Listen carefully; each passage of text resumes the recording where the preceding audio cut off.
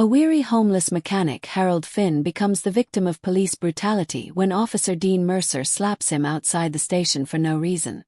The moment hangs in stunned silence until the distant roar of motorcycles breaks through, the Iron Saints Motorcycle Club arriving on the scene.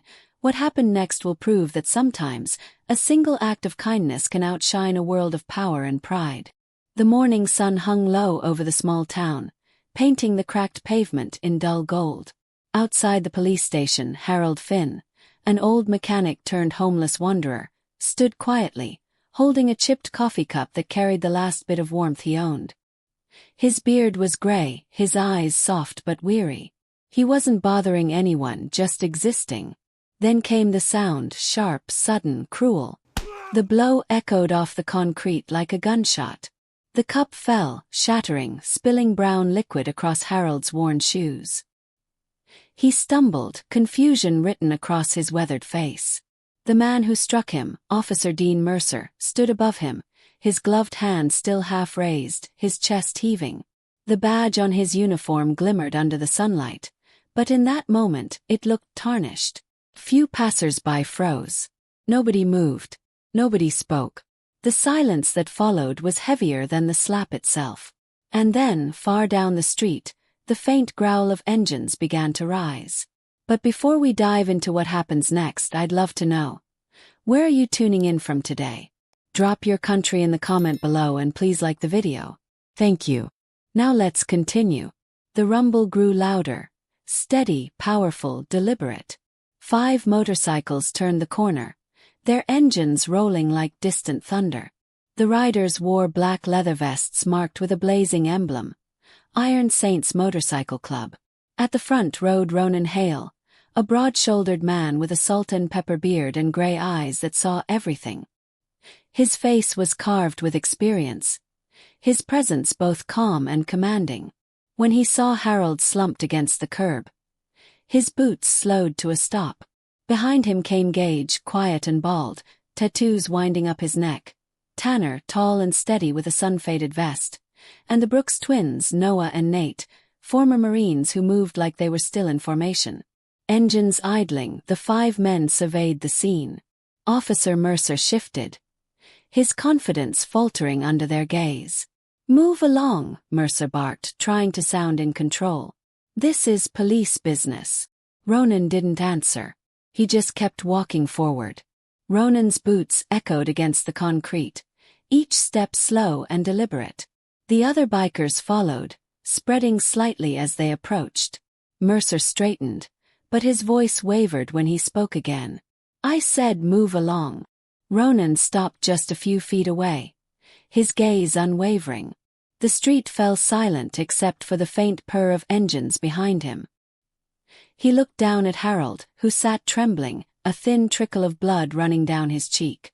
Then, without saying a word, Ronan removed his gloves, crouched down, and took a folded handkerchief from his pocket.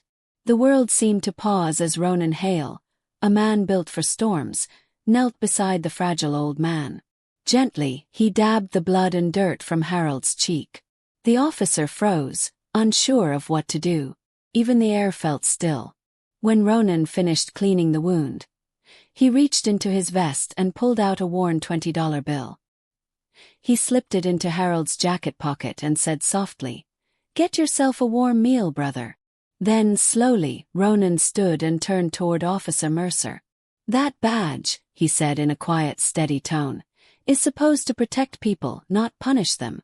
You forgot that." Mercer opened his mouth, but no words came.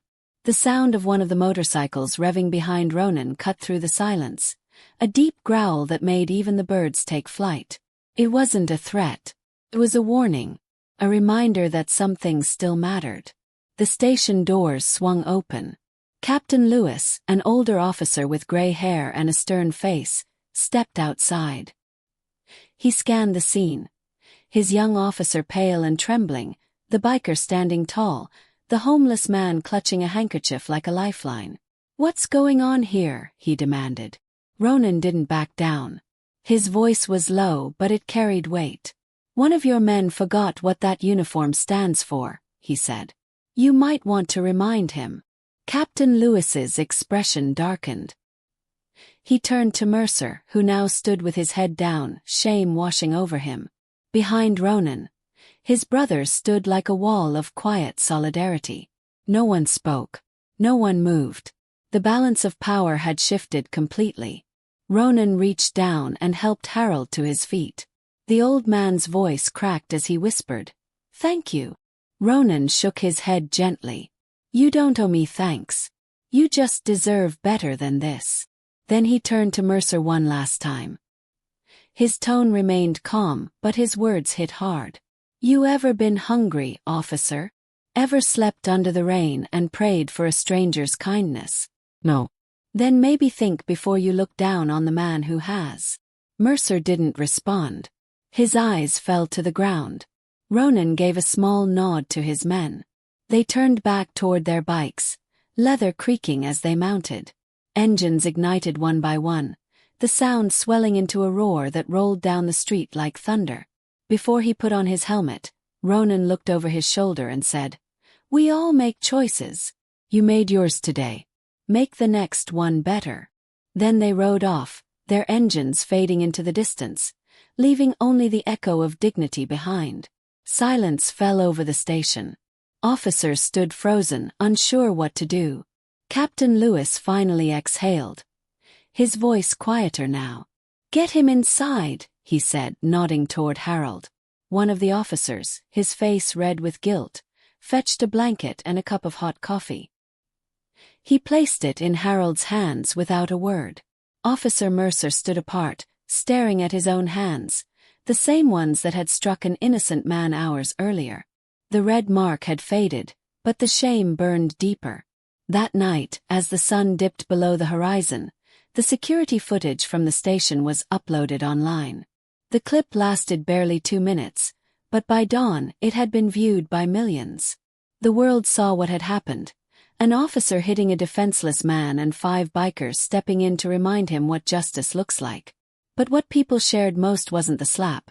It was the image of Ronan Hale kneeling beside Harold Finn, gently cleaning his wound. Comments flooded in. "Not all heroes wear badges. Respect to the Iron Saints.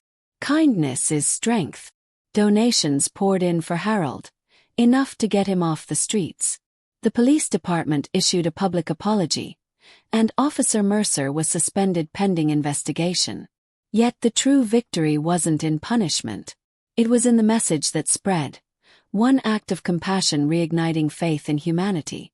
Ronan and his brothers didn't seek fame. When asked by a reporter later, he simply said, "We ride for those the world forgets." Kindness doesn't make you weak. It makes you human. And somewhere on that same quiet street, Harold now walks by every morning. His back a little straighter, his eyes a little brighter. Because on that day, when engines roared and hearts refused to stay silent, the world was reminded that real strength isn't in force. It's in empathy. If this story moved your heart, don't let it end here.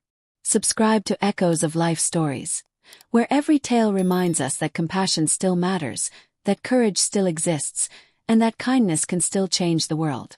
Your one click helps us keep sharing powerful, emotional stories that touch souls, heal hearts, and inspire hope.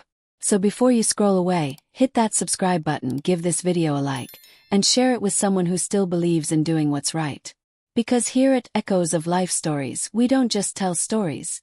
We remind the world what it means to be human.